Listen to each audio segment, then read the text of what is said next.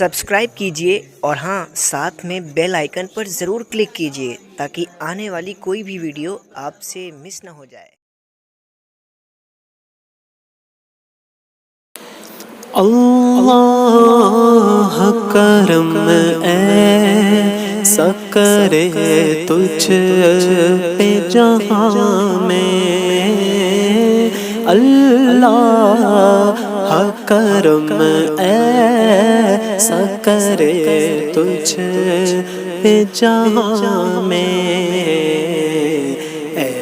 دعوت اسلام تیری دھوم مچی ہو۔ بسم اللہ الرحمن الرحیم،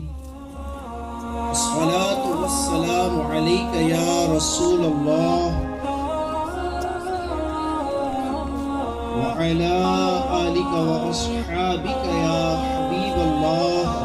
وعلى آلك وأصحابك يا حبيب الله، الصلاة والسلام علیک یا نبی اللہ الصلاة والسلام عليك يا نبي الله، وعلی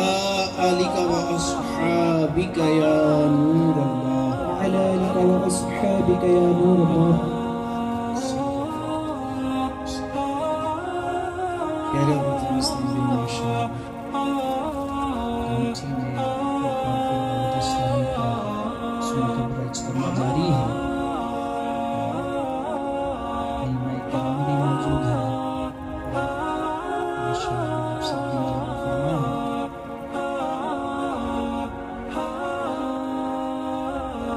نبی رحمت صلی اللہ تعالی علیہ وسلم پر درود و سلام پڑھنے کے بے شمار فضائل و برکات احادیث میں جا بجا وارد ہیں۔ نبی رحمت صلی اللہ تعالی علیہ وآلہ وسلم کے امتیوں کے لیے فضائل و برکات کی طرف نظر کرنا اچھی بات ہے،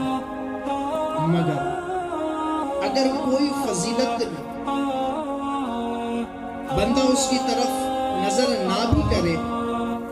تو اس کے لیے اتنا ہی کافی ہے کہ یہ درود اس کے حبیب پر وہ پڑھ رہا ہے۔ ایک تو بندہ کوئی عمل کرے اور اس میں اس کی کوئی غرض ہو، اور ایک عمل ایسا ہو کہ جس میں اس کا کوئی غرض نہ ہو تو اس میں کچھ اور مزہ ہوتا ہے۔ لیکن ہمارے رب کا بڑا فضل ہوا ہے کہ ہم جس کے غلام ہیں، جب ان پر درود و سلام پڑھنے کی باری آتی ہے تو پروردگار سب سے پہلے اعلان فرما دیتا ہے قرآن مجید میں۔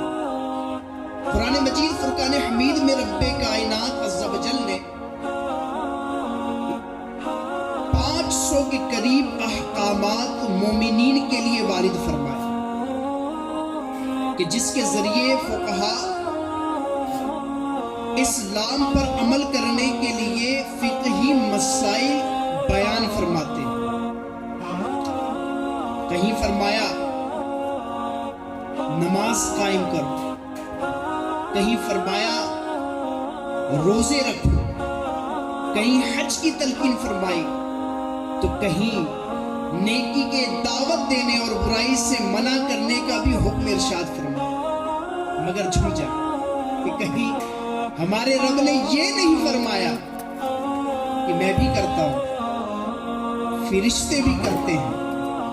ایمان والوں تم بھی کر لیا کرو۔ مگر جب حبیب پر درود کی باری آئی تو قرآن پاک میں رب نے فرمایا ان اللہ، بے شک اللہ، و ملائکہ، اور اس کے فرشتے، صلون علی النبی،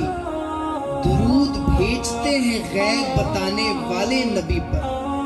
یا ایھا الذین آمنوا صلوا علیہ وسلموا تسلیما، تو اے ایمان والو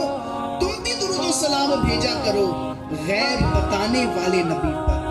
معلوم کیا چلا کہ کوئی کام دنیا میں ایسا نہیں ہے کہ جس کے بارے میں یہ کہا جا سکے کہ یہ کام رب بھی کرتا ہے، ملائکہ بھی کرتے ہیں اور ایمان والوں کو بھی اس کا حکم دیا گیا ہے۔ اگر کوئی کام ایسا ہے کہ جو رب کا بھی ہے، ملائکہ بھی کرتے ہیں اور ایمان والوں کو بھی اس کا حکم رب نے فرمایا ہے، تو وہ صرف اور صرف نبی تو جہاں صلی اللہ تعالی علیہ وسلم پر درود پاک پڑھو۔ اور درود پاک کی یہ شان ہے کہ درود پاک میں ہمارے نبی کا نام آ جاتا ہے، اور ہمارے نبی کے شان کیا ہے کہ آپ کے نام کو رب نے تمام ناموں پر فوقیت دی ہے۔ جس طرح